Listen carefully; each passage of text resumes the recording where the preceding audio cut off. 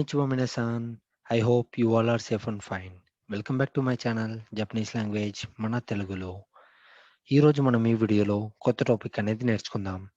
అంతకంటే ముందు మనం లాస్ట్ వీడియోలో ఏమైతే నేర్చుకున్నామో అదొకసారి రివ్యూ అనేది చేద్దాం. లాస్ట్ వీడియోలో మనం డెమో పార్టికల్ గురించి క్లియర్గా నేర్చుకోవడం జరిగింది. మీరు కూడా డిఫరెంట్ ఎగ్జాంపుల్స్ అనేవి తీసుకుని ప్రాక్టీస్ అనేది చేస్తే కనుక మీకు ఈ డెమో పార్టికల్ అనేది చాలా క్లియర్గా చాలా ఈజీగా అర్థమవుతుంది.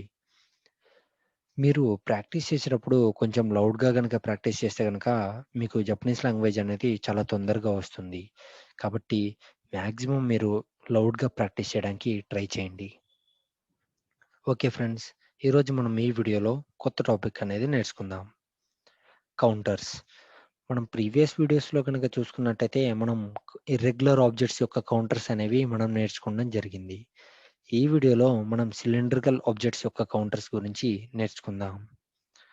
సిలిండ్రికల్ ఆబ్జెక్ట్స్ అనేవి గనక మనం చూసుకున్నట్టయితే పెన్స్, పెన్సిల్స్, క్యాన్స్, బాటిల్స్ అలా ఏవైతే సిలిండ్రికల్ షేప్‌లో ఉన్నాయో వాటికి మనం ఈ కౌంటర్స్ అనేవి యూజ్ చేస్తాం.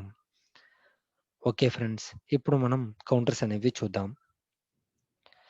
ఇప్పాన్, ఇప్పాన్ 1, నిహాన్, నిహాన్ 2, శాన్బాన్, శాన్బాన్ 3, యోహాన్, యోహాన్ 4, గోహాన్, గోహాన్ 5, రొప్పాన్, రొప్పాన్ 6, నానాహాన్, నానాహాన్ 7, హప్పాన్, హప్పాన్ 8, క్యూహాన్, క్యూహాన్ 9, జుప్పాన్, జుప్పాన్ 10, నాన్బాన్, నాన్బాన్ ఎన్ని, హౌ మెనీ అని కూడా మనం చెప్పవచ్చు.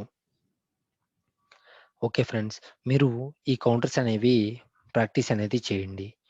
ప్రాక్టీస్ చేసేటప్పుడు కొంచెం లౌడ్‌గా ప్రాక్టీస్ చేయడానికి ట్రై చేయండి. Okay friends. ఈరోజు మనం ఈ సెషన్‌ని ఇక్కడితో ఎండ్ చేద్దాం.